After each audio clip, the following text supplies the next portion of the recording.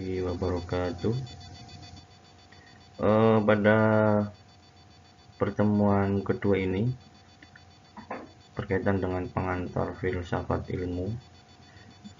Pada pertemuan ini nanti kita akan membahas gambaran umum dari mata kuliah filsafat ilmu, tema-tema yang akan kita diskusikan, sekaligus tugas yang harus Anda lakukan. Jadi sebelum Anda sampai pada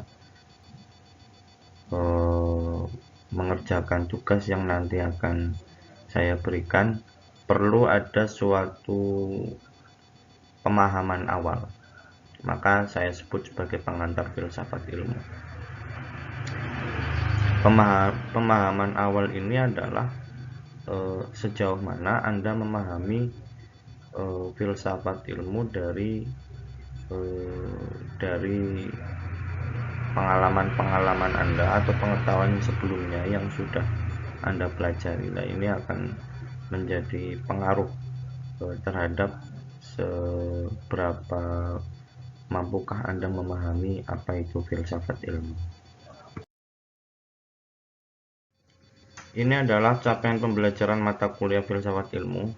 Setidaknya ada 5 hal yang ketika Anda selesai mengikuti mata kuliah ini, Anda bisa pertama mampu mengidentifikasi istilah kunci dalam kajian filsafat ilmu, kemudian menjabarkan ontologi, epistemologi, aksiologi dalam kajian filsafat ilmu, menganalisis derivasi konsep ontologi, epistemologi, aksiologi dalam kajian filsafat ilmu, kemudian bagaimana cara mengkontekstualisasi filsafat ilmu dalam ilmu pendidikan, dan yang terakhir rekonstruksi kajian filsafat ilmu dalam konteks isu-isu keilmuan agama dan sains terkini.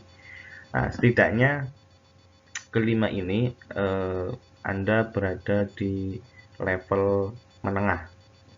Artinya ketika orang ngomong ontologi, orang ngomong epistemologi, pengetahuan Anda akan terkoneksi. Nah, ini yang menjadi harapan saya terhadap Anda semua setelah mengikuti mata kuliah ini. Oke, untuk membahas epistemologi, ontologi, dan kajian-kajian dalam filsafat ilmu, kita harus mengetahui terlebih dahulu istilah filsafat itu apa, kemudian ilmu itu apa, kemudian lalu apa itu filsafat ilmu. Coba Anda pikirkan sejenak, ketika saya ngomong filsafat, apa yang ada di benak Anda? Nah, ini akan menentukan konsep selanjutnya. Kita tidak ngomong soal istilah terlebih dahulu, dalam arti kalau secara istilah Anda bisa mengakses di berbagai macam sumber internet misalnya, filsafat itu ya berasal dari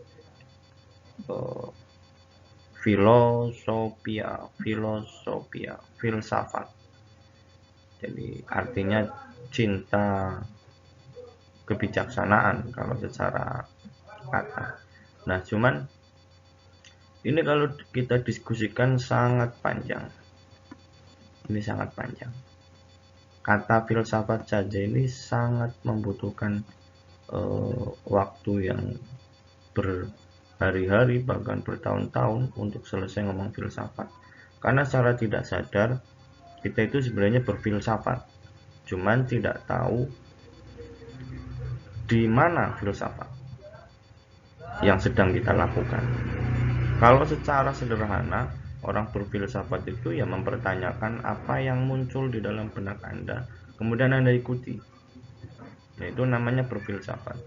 Misalnya, kenapa saya hidup, kenapa saya makan, kenapa ada malam, kenapa ada siang, itu filsafat. Sederhana dan seolah tidak hal yang remeh-temeh. Ini namanya berfilsafat. Jadi kalau kita berangkat dari aktivitas keseharian kita sebenarnya seringkali di dalam pikiran itu muncul pertanyaan-pertanyaan yang kemudian kadang kita anggap itu hanya hal yang tidak penting, tetapi sebenarnya ketika kita ikuti itu menjadi penting. Kenapa saya terlahir sebagai laki-laki misalnya? Kenapa saya ganteng sekali misalnya? Itu pertanyaan yang sangat filosofis. Maka coba Anda pahami dulu apa itu filsafat. Nah, secara umum gambarannya begitu. Filsafat itu gitu. Akan berbeda sebelum kita gabungkan menjadi filsafat ilmu, kita juga harus tahu istilah ilmu. Karena filsafat dan ilmu itu dua kata yang berbeda. Nah, kalau ilmu itu memiliki banyak istilah. Kalau dalam konteks ilmu dalam konteks barat, ilmu diartikan sebagai sains.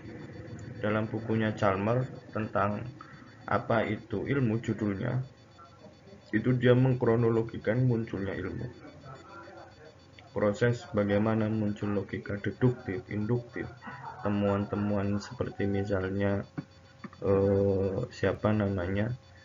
temuannya Albert Einstein, kemudian Galileo Galilei, yang itu selalu terevisi. Itu akar atau permulaan dari munculnya ilmu. Kalau secara sederhana kita bisa berawal dari misalnya fakta atau kata. Jadi ketika ada peristiwa itu kita sebut sebagai fakta, informasi. Kalau informasi itu kita kaitkan, kita hubungkan, misalnya orang makan itu berarti setelah makan dia akan haus. Nah, itu ada tahapannya. Dari informasi kemudian jadi pengetahuan, kemudian baru jadi ilmu. Kalau secara singkat ya, ilmu itu ya kumpulan konsep yang sistematis dan menjadi dasar dari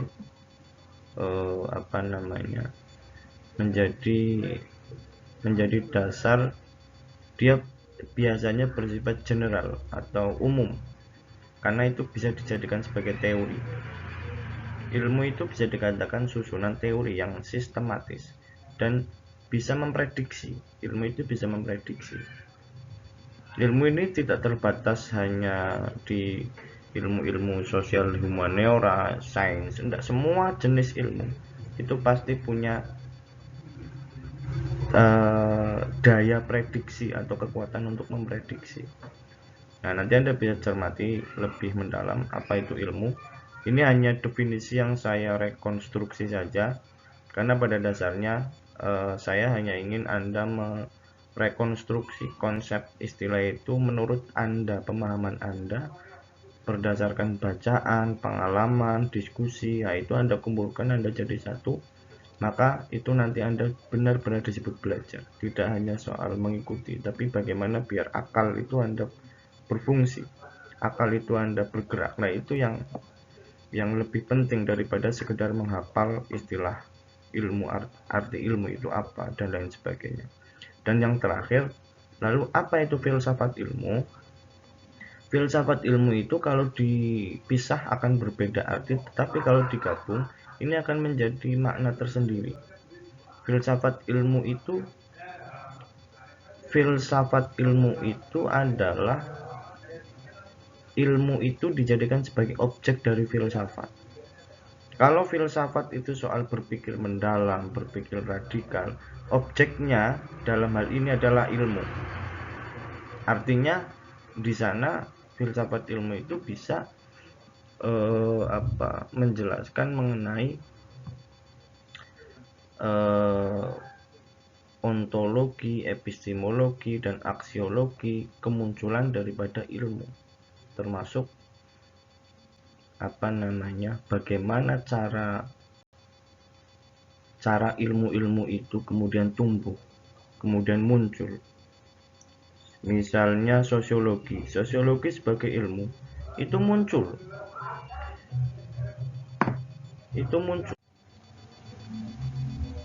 Jadi kenapa muncul ilmu itu muncul, itu bisa dikatakan kemunculan ilmu itu berawal dari cara orang berfilsafat. Maka akan berbeda ketika misalnya filsafat pendidikan misalnya, maka berarti objeknya itu pendidikan. Kalau filsafat ilmu objeknya itu ilmu, berarti yang dibuat untuk objek berpikir adalah ilmu. Kalau pendidikan yang dibuat untuk berpikir adalah pendidikan. Artinya ada proses dinamika berpikir kritis, radikal, reflektif dan lain sebagainya tentang objek itu. Jadi ilmu ini fungsinya adalah sebagai objek daripada filsafat. Nah, Anda bisa mendefinisikan sendiri. Kalau ringkasnya, menurut saya, filsafat ilmu ini adalah alat yang dapat digunakan oleh kita dalam memproduksi ilmu. Karena dia berbicara mengenai metode, kemudian prinsip-prinsip, dasar-dasar bagaimana ilmu itu terbentuk. Tidak hanya sekedar ilmu bahwa ilmu itu kemudian muncul dengan sendirinya, enggak. Dia pasti ada proses di sana. Maka ini menjadi penting.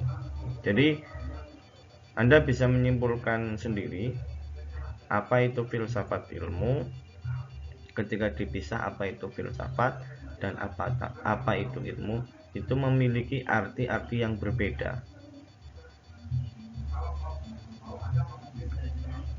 Nah, kalau tadi yang kita bahas filsafat ilmu itu lebih luas, artinya ilmu dalam arti ilmu apa saja.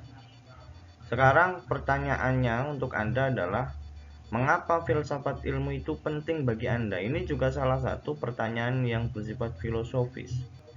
Dan ini lebih khas di dalam diri Anda semua.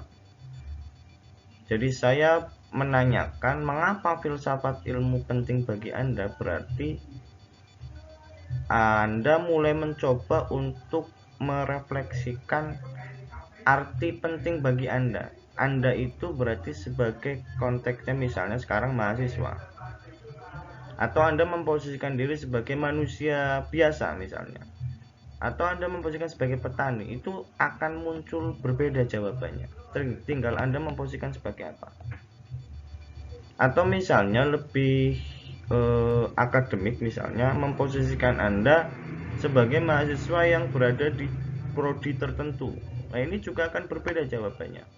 Filsafat ilmu bagi mahasiswa prodi PGMI itu berbeda dengan filsafat ilmu bagi prodi PAI, kemudian bagi prodi TBI, atau bahkan bagi prodi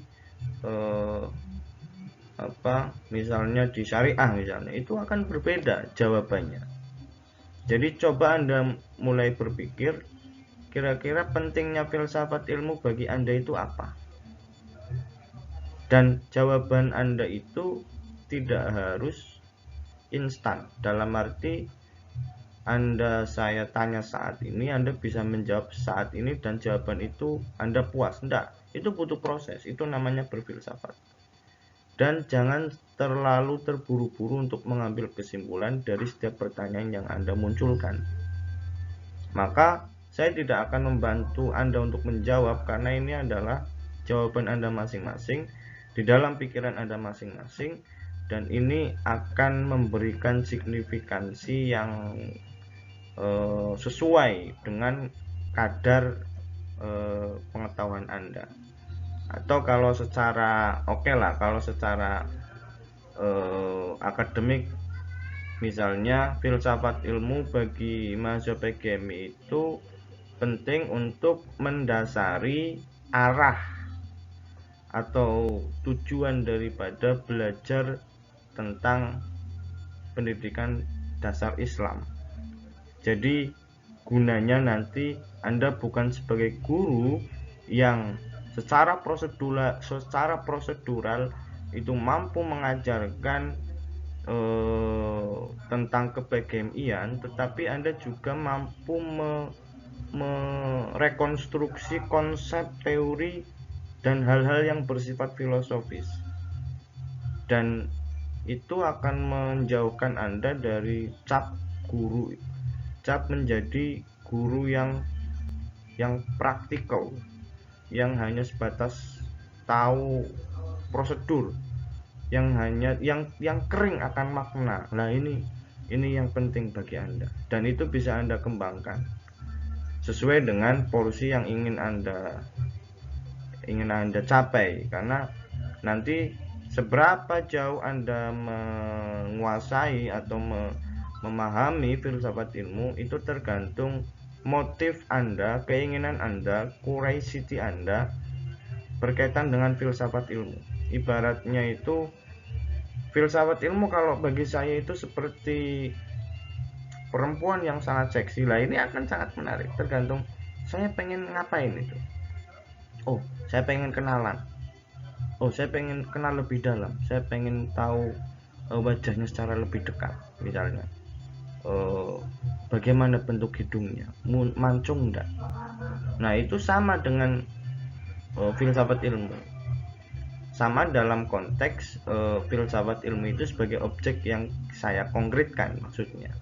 Jadi ketika Anda tertarik, maka akan menentukan sejauh mana Anda mencoba untuk memahami filsafat ilmu.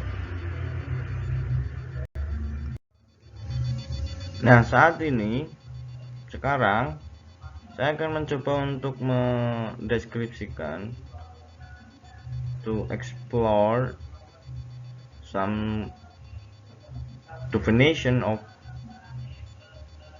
filsafat ilmu itu. Ada 6 pokok bahasan yang menjadi tema dasar, yang ini juga akan menjadi tugas-tugas Anda nantinya. Jadi setidaknya saya memberikan gambaran umum isi dari setiap pokok bahasan ini. Ada 6 yang nanti akan ada sub bahasan dari setiap ini. Tapi setidaknya ini sejarah filsafat ilmu yang pertama. Sejarah filsafat ilmu itu berarti nanti berisi tentang kemunculan filsafat ilmu dari zaman klasik, sebelum Masehi, zaman abad pertengahan, terus abad modern, sampai dengan abad kontemporer. Kenapa penting kita mempelajari sejarah filsafat ilmu? Ini untuk meletakkan konteks fondasi dari mana filsafat ilmu itu muncul secara sejarah. Jadi kemunculan sejarah filsafat ilmu itu yang mengasihkan itu kayak semacam kita baca atau menonton film sejarah. Ini sama. Jadi nanti setidaknya harapan saya ini akan berkaitan dengan dinamika perdebatan dari setiap tokoh filsafat ilmu itu, dari setiap fase, setiap masanya itu bagaimana. Kemudian misalnya Plato dan Aristoteles itu bagaimana, misalnya kemudian ada David Hume, dan nanti siapa lagi, banyak perbedaan apa yang, tetapi yang ingin saya harapkan adalah setidaknya Anda tahu secara gambaran besarnya ketika kita nanti sudah sampai di tema sejarah filsafat ilmu itu, Anda tidak betul-betul blank tentang sejarah filsafat ilmu. Nah, baru kita menuju ke dasar-dasar dari ontologi. Ontologi itu ya berkaitan dengan bentuk atau wujud, nanti berkaitan dengan metafisika. Itu artinya ontologi filsafat ilmu itu apa. Nah, ini apa yang wujud ilmu itu apa, yang disebut wujudnya itu apa. Itu ngomong soal dasar-dasar ontologi. Ini juga perdebatannya panjang. Kriteria apa yang menyebutkan bahwa sesuatu itu ada? Nah, ini juga perdebatan yang panjang.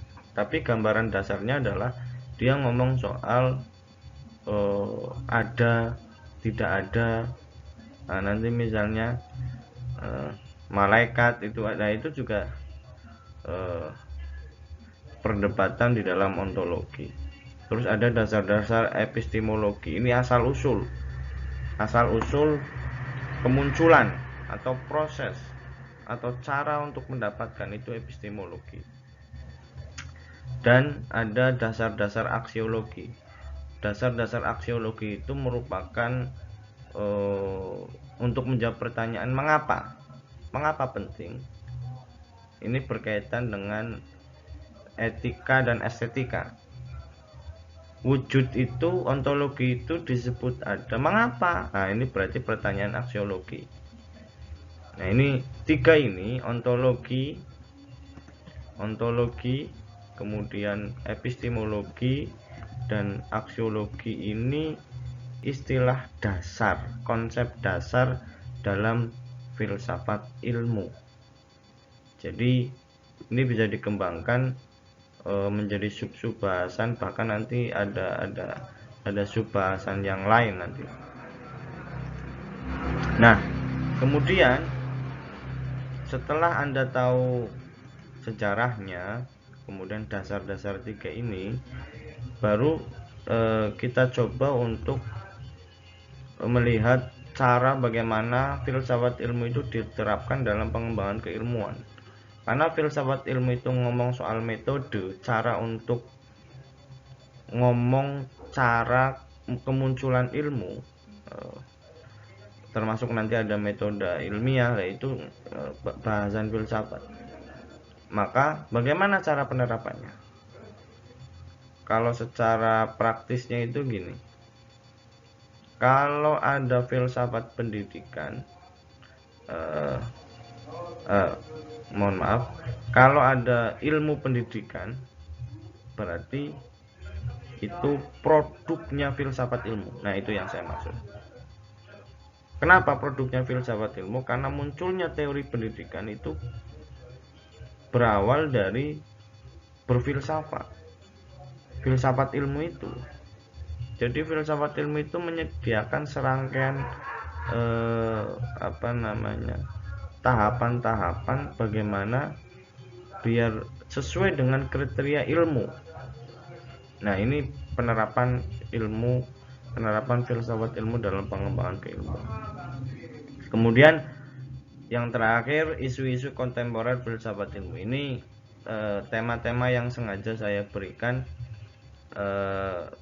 perdebatan terkini yang kontemporer berkaitan dengan filsafat ilmu. Misalnya ada integrasi sains dan teknologi.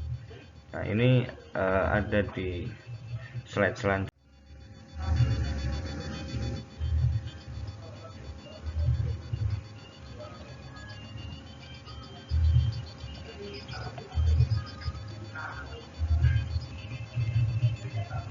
Ini ada kajian pokok filsafat ilmu yang tadi saya sampaikan, ada 3.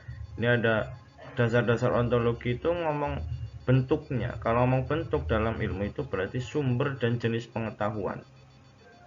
Hakikat kebenaran itu bahasan dari ontologi.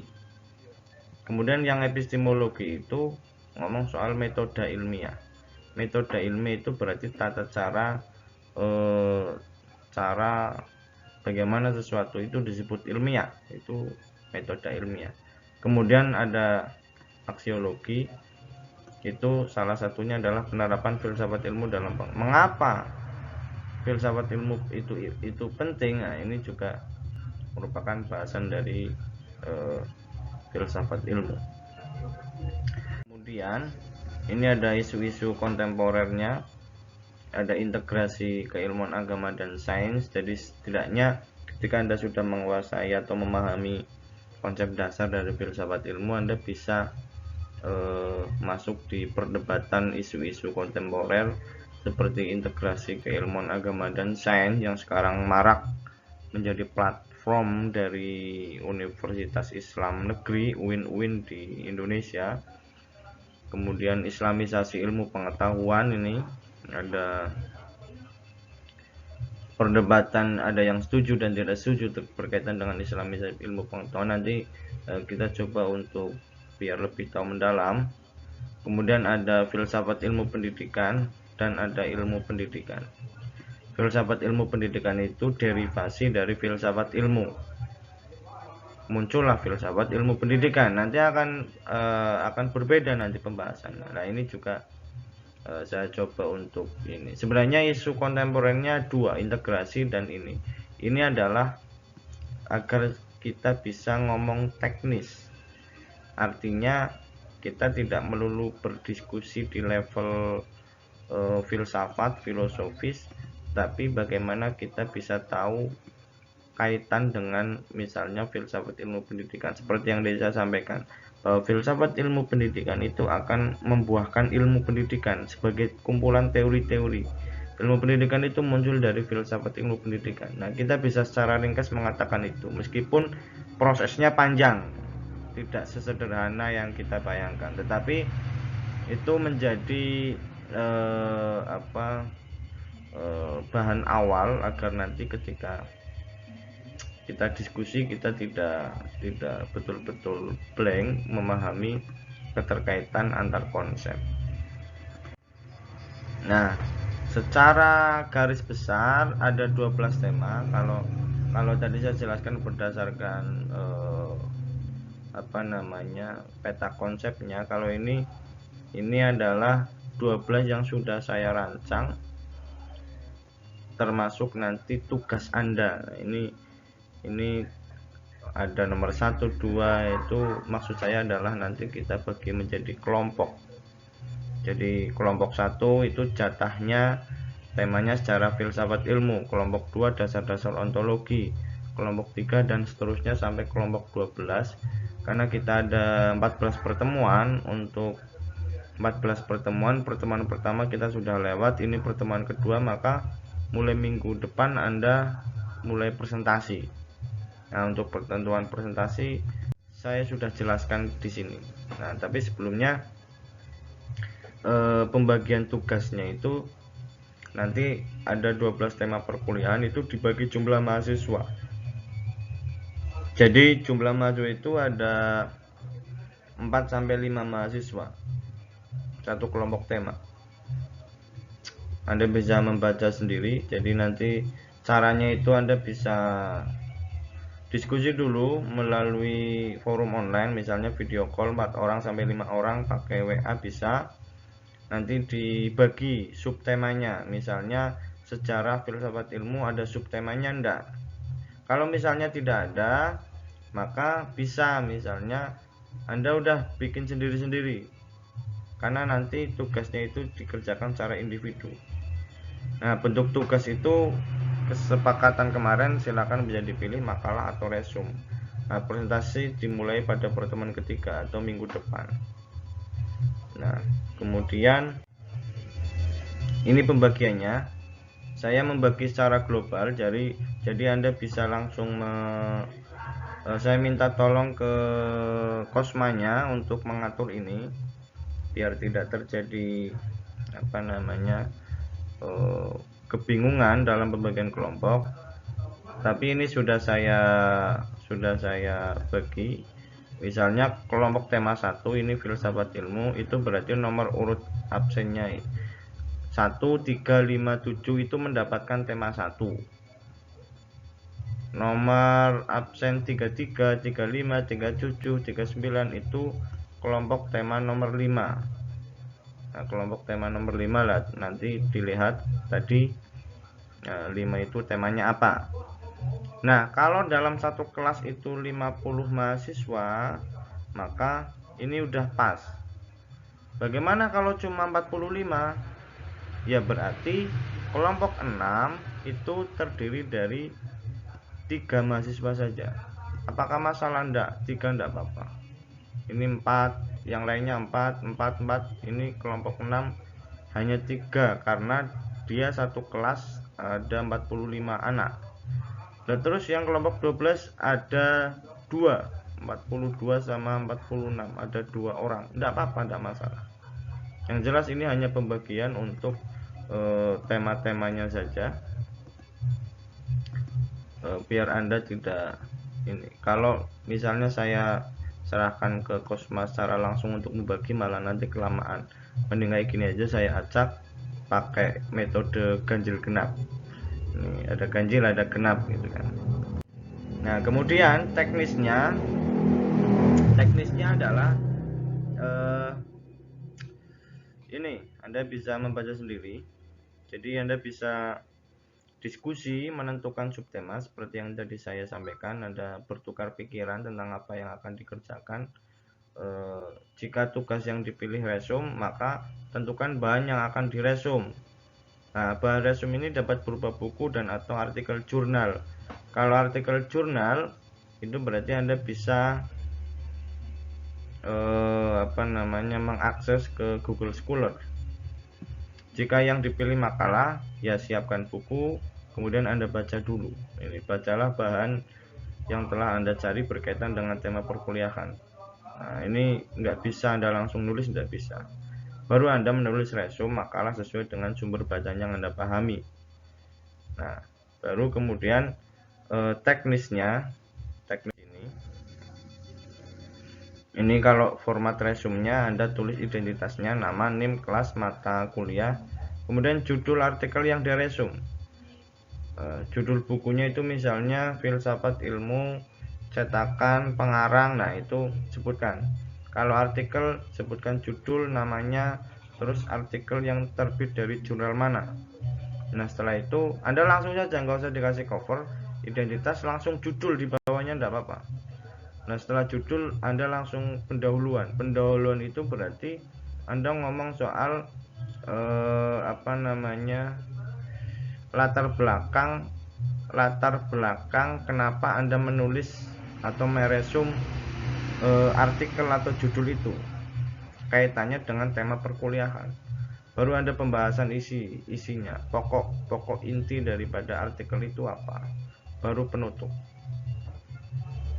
Kemudian kalau makalah ini sama dengan resume, ada identitas, cuman dia tidak ada identitas ini, tidak. Dan di sini ada daftar pustakanya.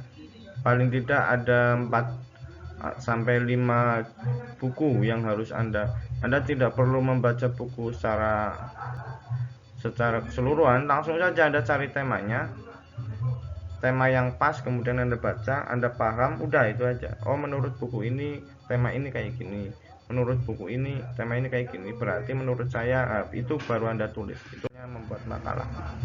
Format tulisannya itu 4 halaman, minimal 4 halaman, atau sekebutuhan. Saya tidak mau menetapkan batasan halamannya, silakan Anda boleh 5, boleh 6, bahkan 3 sekalipun, itu tidak masalah. Yang jelas ada wujudnya, dan itu tulisan Anda sendiri. Fontnya pakai Tim New Roman 12, ukuran 12, spasinya 1,5, marginnya kanan kiri atas bawah 2,5. Terus kalau di luar ini bagaimana Pak? Yaitu terserah. Yang penting saya sudah membuat format ini, Anda mau ikuti atau tidak, itu kemerdekaan Anda. Kemudian setelah jadi, baru dikirim ke Google Classroom dalam bentuk PDF. Anda PDF kan dulu, baru dikirim. Pengirimannya itu sebelum presentasi, H-1 sebelum presentasi. Misalnya hari Kamis Anda presentasi, maka Rabu itu harus Anda sudah kirim. Nah, terus sumber referensi yang dapat digunakan, ini saya hanya menunjukkan beberapa yang pokok saja, dan ada yang bisa dicari, ada yang tidak. Ada yang itu buku yang sudah sangat lama atau babon, ada yang masih gampang dicari. Nah, ini Anda bisa ini. Apakah harus ini, Pak? Enggak. Anda boleh mencari buku-buku lain yang penting berkaitan dengan tema. Misalnya Anda mendapatkan tema epistemologi, dasar-dasar epistemologi.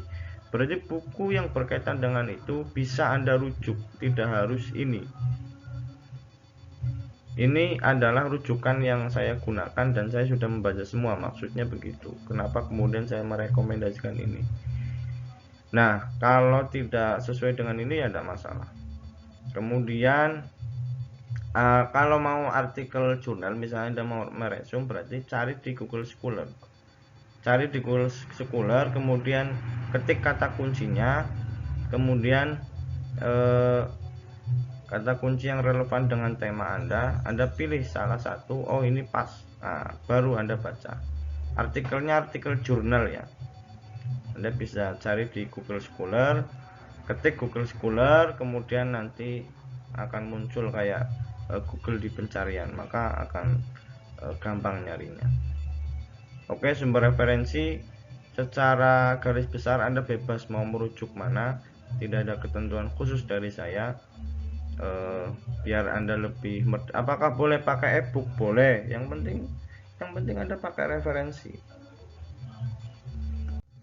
Kemudian ketentuan presentasinya, jadi setelah Anda buat resume, buat makalah, maka Anda wajib presentasi melalui pertemuan tatap muka menggunakan Google Meet atau Zoom sesuai dengan perkuliahan kelas Anda masing-masing. Nanti saya minta ada satu mahasiswa lain yang menjadi moderator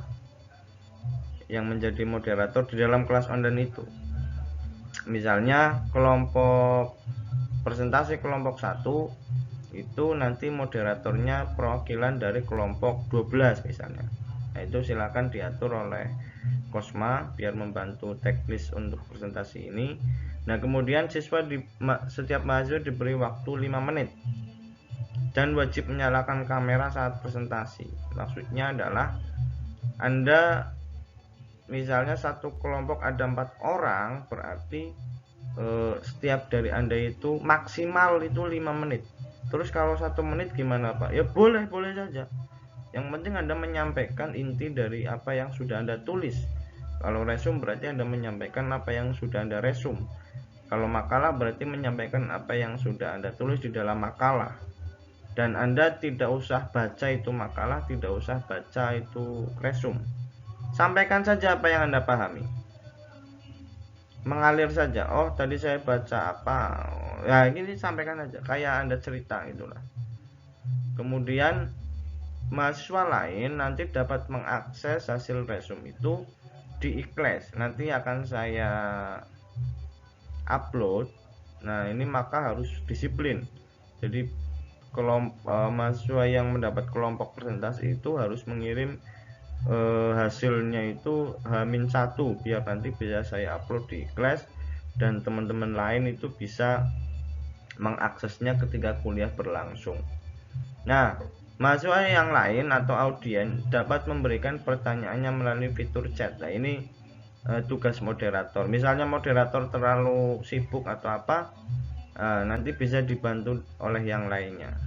Jadi misalnya di chat itu pertanyaan yang muncul kalau ada 10, lah berarti Anda tinggal pilih. Yang penting nanti terdokumentasikan, terinventarisir, ternotulenkan siapa yang bertanya, pertanyaannya apa. Nah, itu tugas moderator. Kemudian selama tanya jawab, karena setelah presentasi asumsinya itu adalah 5 menit, kalau itu 4 orang berarti maksimal 20 menit. Maka tanya jawab bisa diberikan maksimal 30 menit. Atau kalau mau lebih ya sedikit lah, tidak masalah. Dengan batasan misalnya satu pertanyaan itu terjawab 5 menit. Berarti kita ada slot 6 pertanyaan. Nah, nanti moderator memilih pertanyaan-pertanyaan yang muncul di fitur chat. Atau jika mau memang bertanya secara langsung dan sinyalnya bagus juga boleh. Nah, yang terakhir terkait dengan refleksi perkuliahan seperti yang saya sampaikan pada minggu sebelumnya. Jadi mahasiswa wajib melakukan screenshot saat tatap muka online. Biasanya saat ini Anda kuliah, maka Anda harus screenshot perkuliahannya. Kemudian mahasiswa juga wajib menulis refleksi perkuliahan yang merupakan jawaban dari pertanyaan apa yang telah Anda dapat dari proses perkuliahan hari ini. Nah, itu setidaknya kurang lebih seperti yang sudah Anda buat refleksi pada pertemuan pertama itulah. Ditulis dalam 3 paragraf, bentuk narasi bukan penomoran. Masih ada kemarin yang nomor 1 misalnya, nomor 2, nomor 3 itu hindari. Buatlah narasi, bukan penomoran. Kuliah hari ini 1 misalnya, perkenalan. 2, jangan pakai penomoran atau list. Buatlah 3 paragraf. Nah, kemudian screenshot dan refleksi itu diupload di Google Classroom H-1 sebelum perkuliahan yang akan datang. Ini juga sudah saya sampaikan pada yang minggu yang lalu, ini hanya penegasan saja. Kemudian berkaitan dengan posting di media sosial, saya hanya menganjurkan kalau Anda memposting itu sangat bagus, sangat baik, biar nanti media sosial Anda juga hidup, eksis. Ada postingan di Instastory atau di Facebook juga boleh, dan tag akun saya. Oke, sekali lagi ini tidak saya wajibkan, kalau mau ini ya boleh, silahkan. Saya kira itu yang bisa saya sampaikan di pertemuan kedua ini. Nanti selanjutnya Anda bisa berdiskusi secara kelompok atau secara kelas untuk mempersiapkan tugas-tugas yang harus dilakukan untuk minggu depan. Nah, coba Anda berlatih untuk menyelesaikan hal-hal yang membingungkan, hal-hal teknis, hal-hal yang Anda coba berinisiasi, latihan berinisiasi. Anda bingung apa, Anda mencoba untuk berani untuk ini, seperti ini, memperkirakan, oh kayaknya yang benar ini, yang benar ini. Itu penting, bertindak saja. Persoalan salah benar itu urusan belakang, Anda tidak usah khawatir. Jadi saya kira itu. Selanjutnya kita bisa berdiskusi di kolom komentar.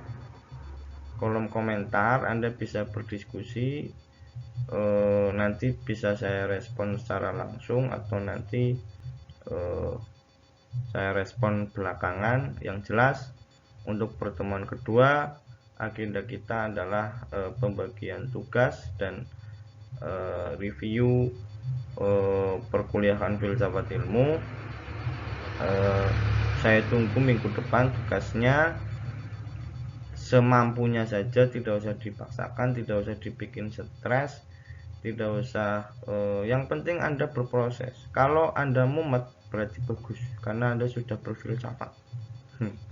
Jadi kalau Anda sudah pusing, ya itu bagus, cuman jangan dipaksakan. Pusing Anda coba istirahat sebentar, tidur atau bareng 1 jam atau 10 menit, bangun, nulis lagi, garap lagi, pusing lagi. Pokoknya biar otak Anda itu berarti otak Anda sudah mulai hidup. Kalau sudah merasakan bingung, ya itu bagus bagi kecerdasan pikiran Anda.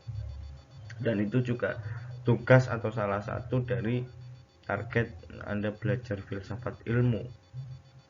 Oke, saya kira itu. Mohon maaf apabila ada beberapa hal yang salah yang saya sampaikan. Mohon maaf yang sebanyak-banyaknya. Kita ketemu minggu depan, dan terima kasih. Saya akhiri. Assalamualaikum warahmatullahi wabarakatuh.